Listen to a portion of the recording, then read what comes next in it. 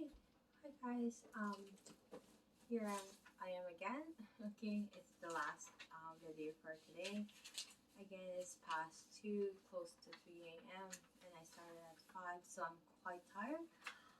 But I'm going to talk about the second part of the carpal tunnel syndrome.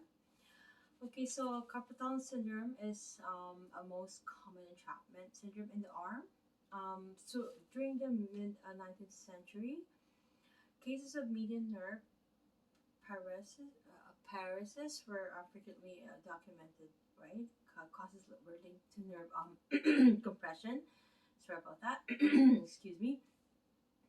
From callus formation after a distal radial fracture. So, um, let's say there's a distal radial fracture that will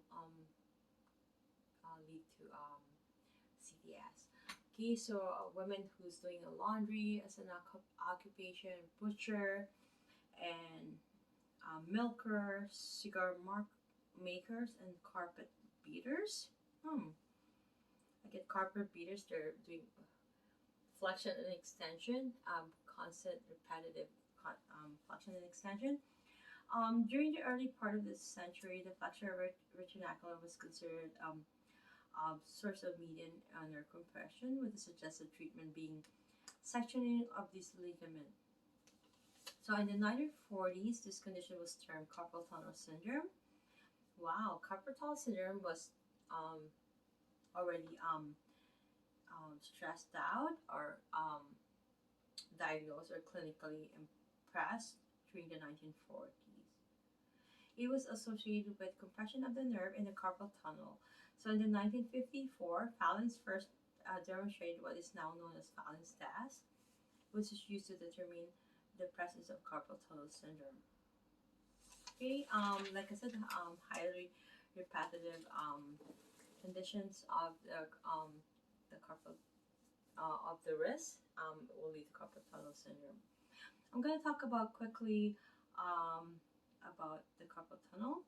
So the carpal tunnel is located at the wrist, just distal to the wrist creases.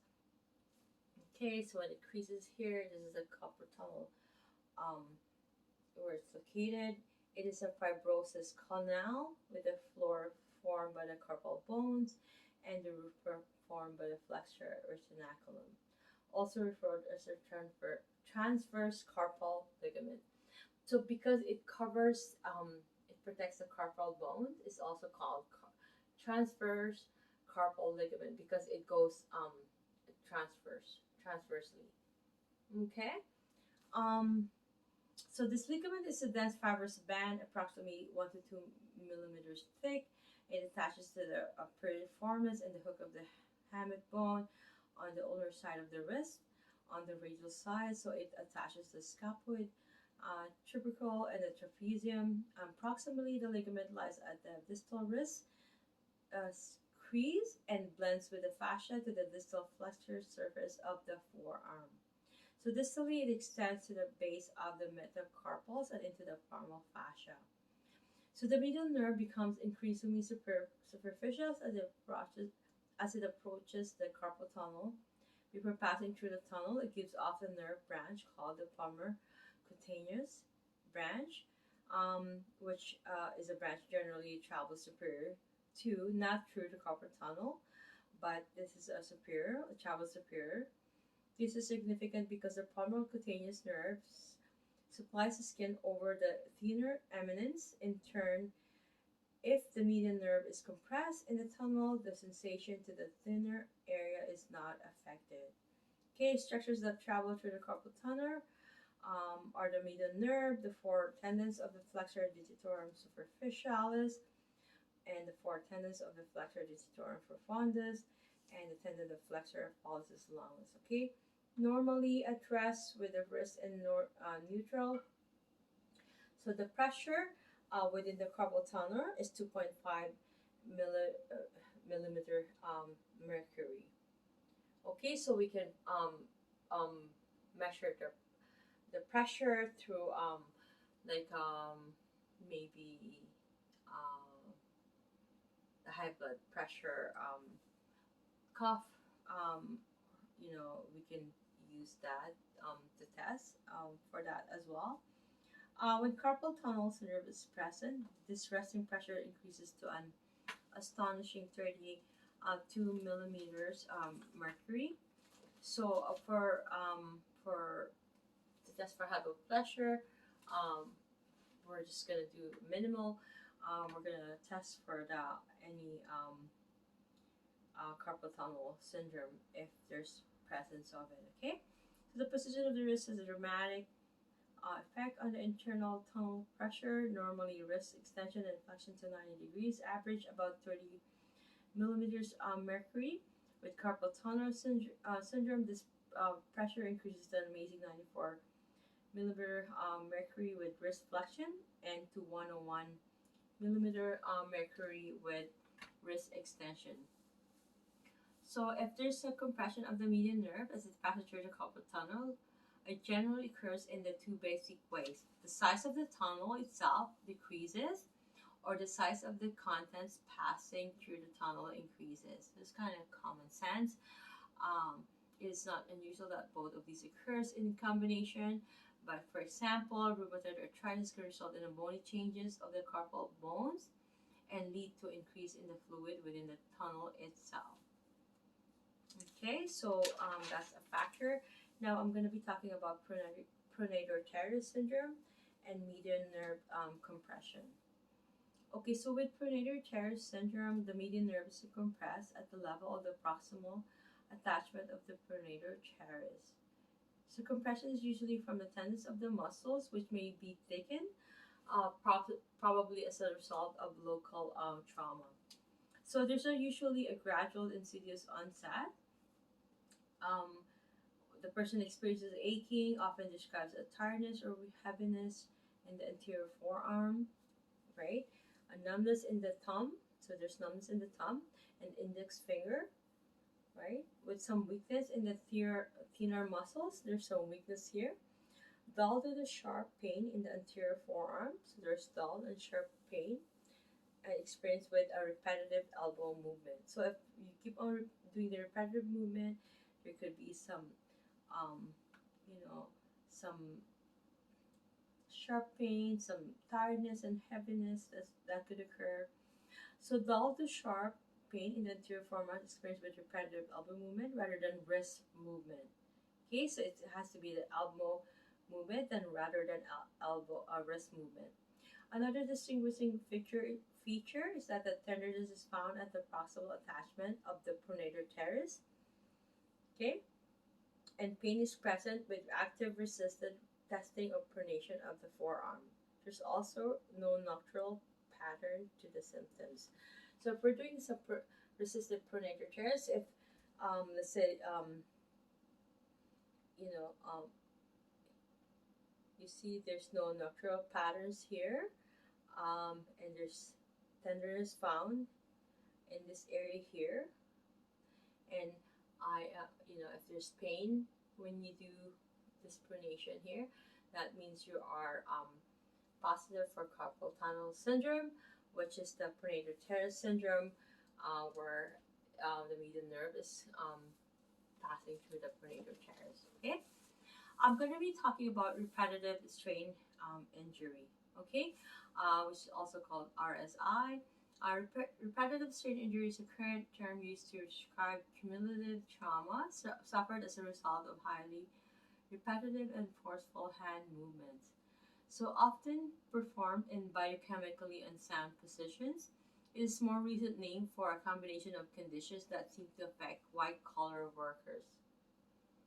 Okay, so often associated with like computer works and all these IT workers or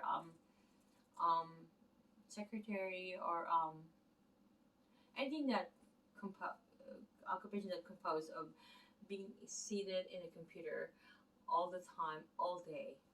Okay, this condition includes tendinitis, tenosynovitis, carpal tunnel, and thoracic outlet syndrome, and trigger points.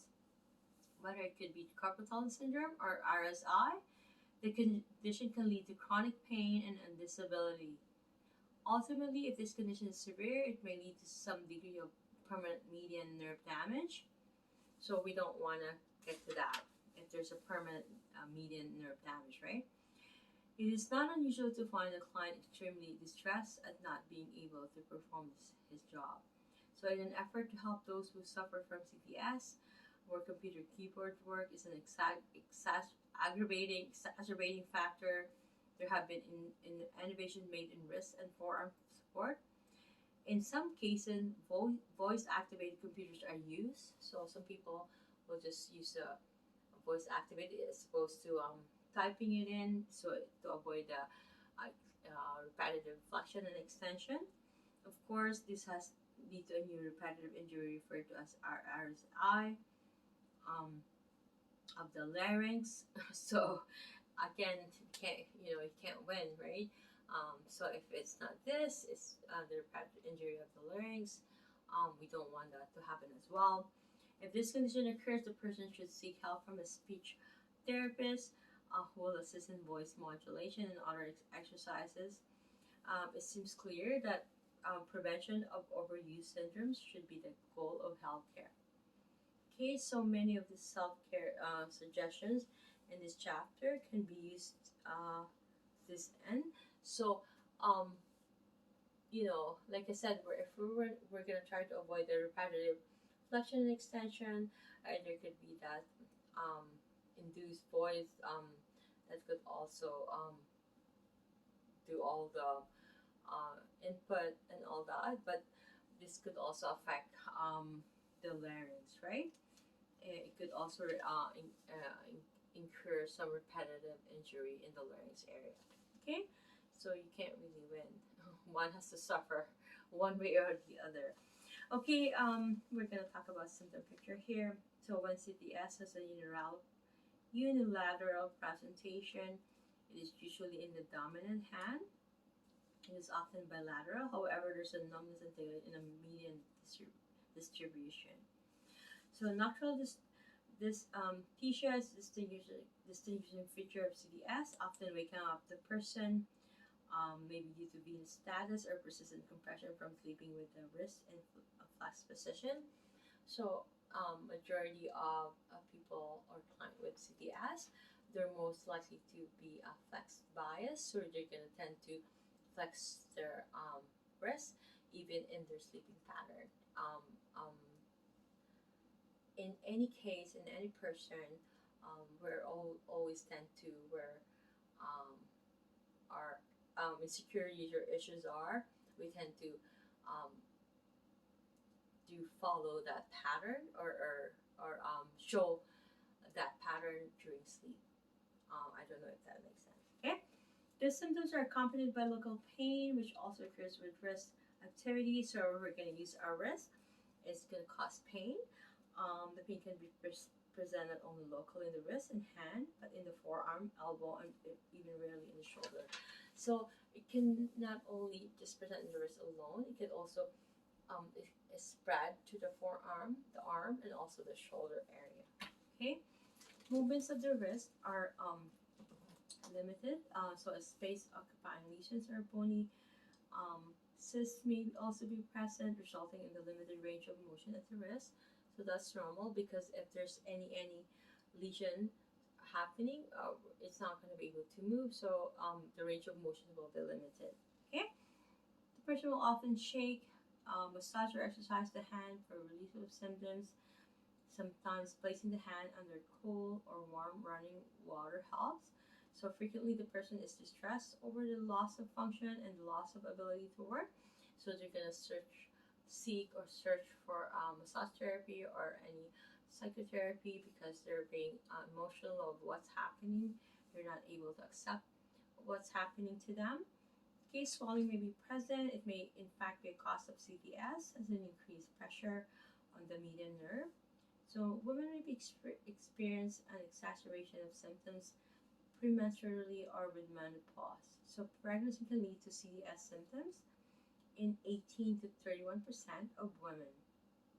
So in these cases, it is often bilateral due to the presence of peripheral edema. So CTS will usually begin late in the second trimester, continue into the third trimester, and resolve a few weeks into a few months postpartum. So keep this in mind, okay? The tissue of the forearms may be boggy and fibrous from the buildup of metabolic waste, and frequently there may be changes in tissue health, such as mottling of the skin. Sometimes there is increased swelling of the hand.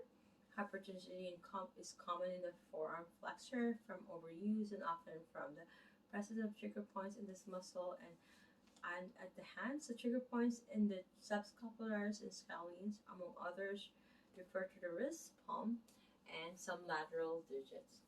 Okay, the lateral digits will be most likely the median nerve, which composes of the carpal tunnel syndrome deficiency. Adhesions can develop at the attachment sites of the flexor retinaculum. There's going to be adhesions here in the flexor retinaculum, okay, as well as in the tendons of the forearm muscles that pass through the tunnel. So there's going to be a lot of fibrosing happening, adhesions in any forearm muscles and any of those tendons that's passing through the carpal tunnel, okay. This can be the result of the wear and tear due to overuse. Adhesions also develop secondary to the rheumatoid arthritis. Okay, so if you have any systemic disease, adhesions can develop, contraction, and also that, and we wanted to avoid those things that occur.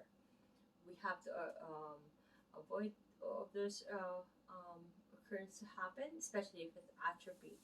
Okay, so atrophy of the thenar muscle occurs at the condition as the condition progresses. So the thenar muscles is this part here. That's going to be affected. This leads to clumsy movements of the thumb and index finger. Index finger is this, which are apparent with simple tasks such as buttoning clothes or holding a mug. This symptom is often worse in the morning. So this is going to be hard for a person who have Carpal Tunnel Syndrome. It's also going to be hard for whoever is experiencing any lesion or any pronator tear syndrome. So for us to avoid, we're going to have to refer them to any massage therapist, any physiotherapist, or anything that could have some relief for them, or any therapy that could give them some indication that could help them with any form of therapy. Okay, so when a client comes to you, the usual will be asked. Anything with a neurophraxia, we can ask them, do you have any systemic condition? Do you have any heart issues, disorders? Do you have any kidney issues? Do you have any diabetes by any chance that could contribute? Is there any osteoporosis that's happening? Have you been diagnosed with any thoracic outlet syndrome? Have you had any thoracic syndrome in the past? Is what's aggravating the symptoms that you have? And please tell me what are the exact symptoms and what are the relief that you would experience in with response to this condition, the carpal tunnel syndrome. Sorry about that. And also, if you're having all the symptoms like there's a numbness and tingling in the hand, and also that's a common response. One thing that we needed to do is that in every aspect of any neuropraxia or nerve compression, where is the compression happening? Okay, as a therapist, that's the first thing we need to do. Sorry, I'm just falling asleep, so tired. Where's the compression happening, first and foremost, right? And we're gonna have to know where's the hypertonic muscles. We're gonna have to address those muscles, and also we're gonna have to see what are the relieving factors, and if there's any nocturnal symptoms other than just having a neuropraxia or compression of the nerves. Okay, so we're gonna have to keep all those details, informations through getting some health history sign and filled up and signed by the client. And also we're going to do some interview questions with them. Also, we're not going to be treating any of these clients unless we have the informed consent, and then they have signed it, and in written and verbal, and we have delivered the informed consent, indicating all the contraindication, anything that but may be a side effect to the treatment that you are proposing to the client. Okay, so this will be the last video for today, and tomorrow I'll be continuing for the lower limb, for the original insertion, and also I'm going to be trying to do the preparations for OSCE. I'm going to be doing from station 1 to station 7. Okay, so see you guys tomorrow. Have a good day, and God bless you guys all. So tired, I'm ready to sleep.